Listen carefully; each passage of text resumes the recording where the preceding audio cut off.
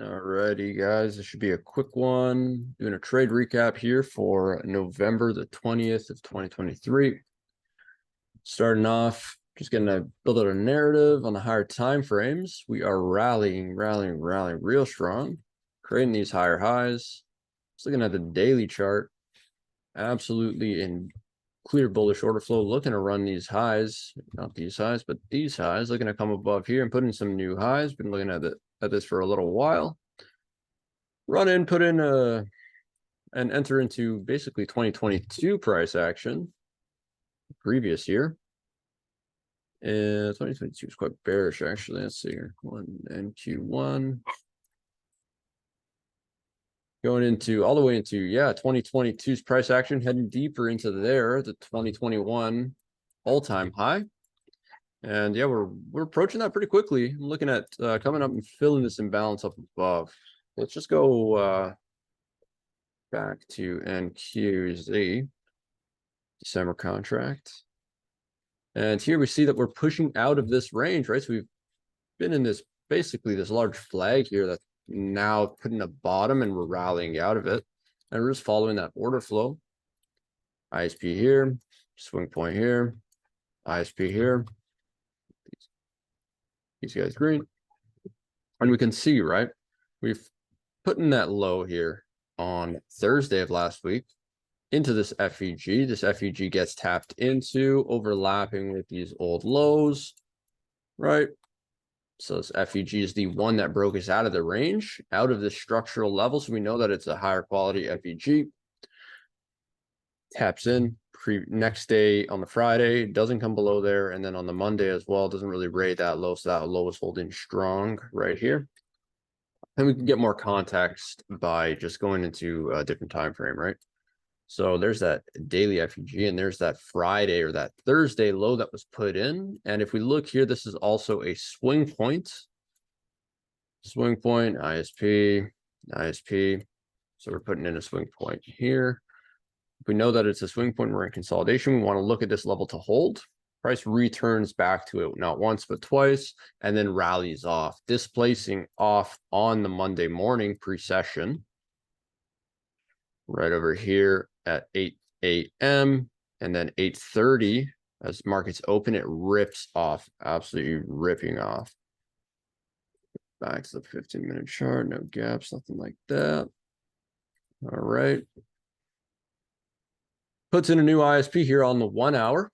And then again, at the open, I was expecting that prices would pull down, maybe liquidate these lows here after the 12 o'clock open, looking for that manipulation. We had it, but it was just very small. I mean, we pushed into a new low here, right? But that wasn't necessarily like our liquidity concepts, how we measure them. So I waited for the displacement. The displacement came out, and that was just crazy, ripping faces off here, whoever was trying to short that, whoever was playing the guessing game if we were going to run these lows, got absolutely smoked. After I saw that, I was also looking at NQ, and NQ just kept showing these bullish signs that I just wanted to go higher. And I marked out this FEG here, of course. I was aware of that. And if we pull this up on a 1-minute chart, or a 5-minute chart rather, you can see we've pushed in, put in an ISP here, but then prices it comes into an area of liquidity, of tons of liquidity. And if we look here on the 5-minute, use the noise. Yeah, people just coming home from work now, but if you look at the 5-minute here on ES, we actually run into liquidity. So from running into liquidity, I'm expecting more of a substantial pullback before any sign of going long, right? So I was looking at this getting ran, right, which happened, of course. As we were looking in the intraday charts on the 1-minute, we see that there's this failure to go higher here, but I actually had targets above here. Okay. And we had targets above this on ES. We're thinking we're going to run these highs and, continue to expand this range here on the 4-hour and run up into this high up in here, which happens by the end of the day. However, we don't need to catch the whole move. Our focus is just to catch a portion of the daily move and profit that way, right? That's how you become a consistently profitable trader, right? Your job is not to catch every move, just to catch a portion of the day's move. Yeah. So putting a swing point here, right? And I want to take your attention to this push down here. So we have this M15 FEG, right? Beautiful M15 FEG here that we're looking at to bring us higher, of course, that's its job. But leading into it, we have bearish order flow, right? But we didn't hit target that I had above here. So I had a target above here. I'm going to get into that too much because it's irrelevant, to be frank. But I was expecting that price would come up a little higher before reversing, and it did not hit that high, right? So we have this low resistance condition, and you can see pushing down into these regions right here. We have the gap gets filled, ISP. And we obviously have the swing point up in here. But what this is a buildup of buy side liquidity, right? This is engineering liquidity, and this is a market maker buy model, which we'll get into in the new course, of course. But you can find information on this online if you want. Here would be your target of buy side. So when I see the delivery like this corrective delivery, and essentially what like a market maker buy model is explaining to you is the corrective delivery into continuation, right? So when we see that this model is playing out into an M15 FEG, I know that we're going to get a good reaction out, bullish order flow, and the target above here that I initially had becomes basically absolute if my analysis is correct. Right here we have a type 1. So as price ran down into this low, pushed up, I saw that we had this imbalance here, right? And this imbalance should push us down, right? So now I'm looking for the confirmations that this, that basically that price wants to, in fact, run up, right? And I know a lot of you guys come from like SMC, right? We're not looking for just a break of a high. We don't really care about structure that much, right? Structure is, I always say, is training wheels, right? But it's not the most important thing, right? When we're looking at order flow, we're looking at price respecting our levels and our criteria and disrespecting the opposite side, right? And we see that here. This imbalance, as we filled that, pushes down, and it should have put in a new high, but it fails to do so. Because we've gotten a reaction from this area that should have given us an ISP, we're getting a potential failed ISP. So what I did was I actually market ordered above this high, and then I scaled in heavier, which brought my entry to the main entry. But I wanted to get involved, right? And I was very confident that this low was protected based on the 50-minute FEG. So I didn't really need to see everything play out. And that's through experience. But I'm going to show you guys the mechanical entry, which my entry actually ended up lining up with anyways after all the scale-ins. But just to be transparent, what I was looking for was the failed ISP here. I also had the idea that internally we're doing the same thing, right? We have an FEG, and this FEG puts us down lower, and then we break. So we have like that fractal SMB, right? And that was my first entry, just to get involved because I was pretty confident this thing was going to rip, and I didn't want to miss out. And it doesn't matter if your entry is not perfect. What matters is that your stop is perfect. Your stop needs to be perfect, right? If your stop is not perfect, then you're going to be losing trades more often than you should be, and well, that's a bad thing, right?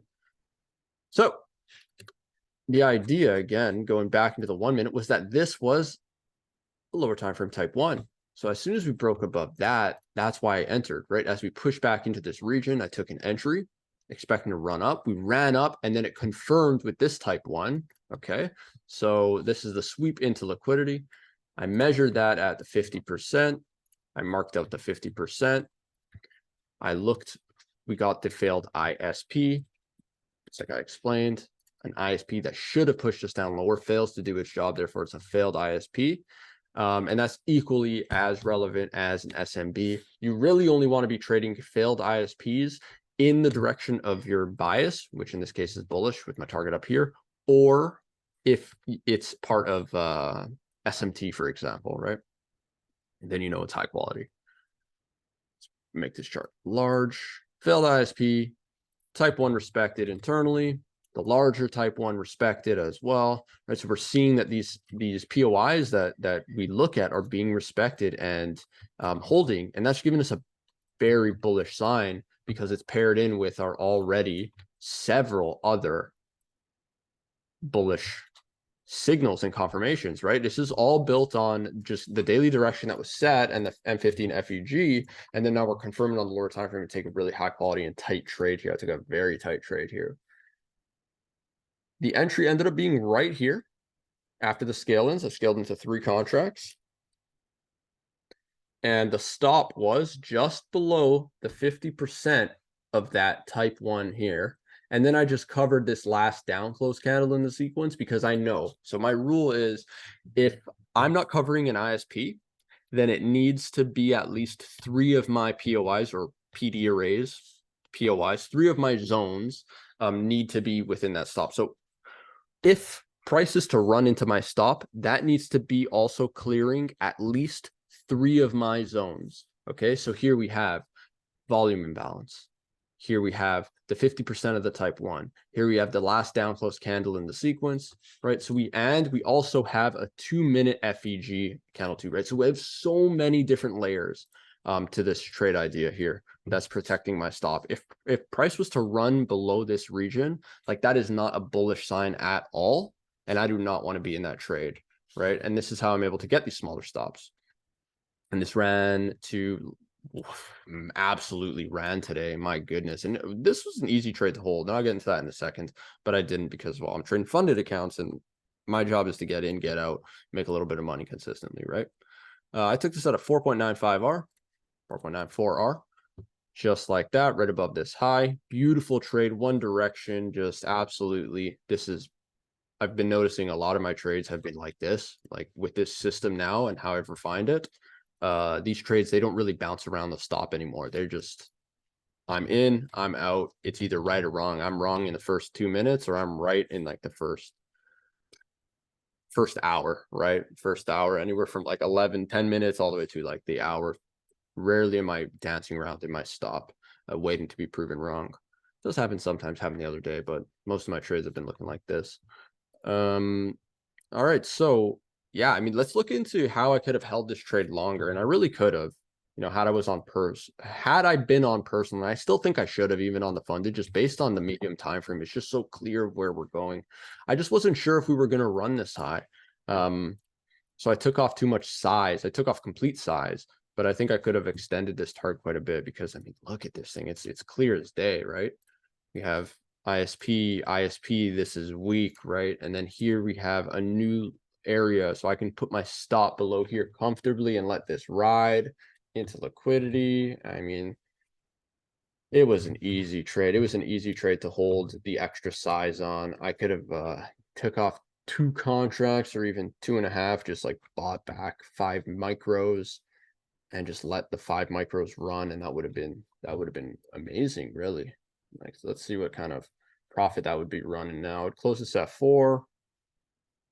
So we'd be looking somewhere around here. I mean, I'd probably close it out way well before that, but let's just assume somewhere around here if I was trailing my stop. There's that last low there. Because you can't hold overnight, but let's do 1. It'd be half of that. So 1675 divided by 2, 837 on $837 on 3 accounts. It's not fucking bad, right? But again, like that's not how I trade. It's not really how I teach to trade, but you can, right? You can. There's no reason you can't. I'm more of an intraday focused trader. I like my 1 minute, my 5 minute. I like my executions tight. I like to get in. I like to get out. Just be quick with it. Intraday, I don't like to hold my trades for very long. Definitely not outside of the session. My trades are closed same session. I'm either closing them in the AM session if I'm taking them in the AM session, or I'm closing them in the PM session if I take them in the PM session. I very, very, very rarely carry it over a crossover, which was the same thing here, right? I closed at about 11:05 here. And I'm not big on carrying it into the PM session over the lunch, right? I'm either entering in the PM session, entering in the AM session. I'm not carrying it over. Yeah, we're going to get a lot into the new courses loaded with examples of like the market maker buy model. This one will be added to it, of course. The market maker sell model is the same thing, just inverse, of course. Is there any concepts that I use that differ here? No. I did use the projections. That'll also be in the new course, of course. You guys have a little bit of information on that currently, but you can see here it ran to that 2.5. I took in between it, but I could have easily extended this to the 2.5. That was my target on that I sent to Discord, but I just closed it. I mean, it was such a clean trade. I was like, hey man, I'm done. I'm good with it. Yeah, I guess I could have held it. It's okay. But you can see as soon as we hit that 2.5 projection, things just went sideways all lunch, right? Like I definitely don't want to be caught in that. it's emotional roller coaster when you're caught in that kind of stuff. Anyways, there's going to be a lot of new stuff in the new course. I can't guarantee it's going to be next week or the week after. I really don't know. I can guarantee it's going to be before the new year. I want it to be very high quality, so I don't want to rush it. I want it to be very, very, very informative so that you guys and any newcomers don't just have minimal amount of questions, right? That's the whole deal. I want you guys to have minimal amount of questions when it comes to concepts and application. Like I really want it to be a strong, powerful do-it-yourself so that us, me and the coaches that, I plan on hiring in the future, are really focused on your development as a trader rather than rudimentary questions. So the whole system needs to be as robust as possible. The education, needs to be as robust as possible. So if it takes a little longer, it is what it is, right? I'm trying to build a good product here for you guys. And yeah, well, that's it, man. I don't want to get into a rant. Thanks, guys. Let me know if you have questions about the trade recap.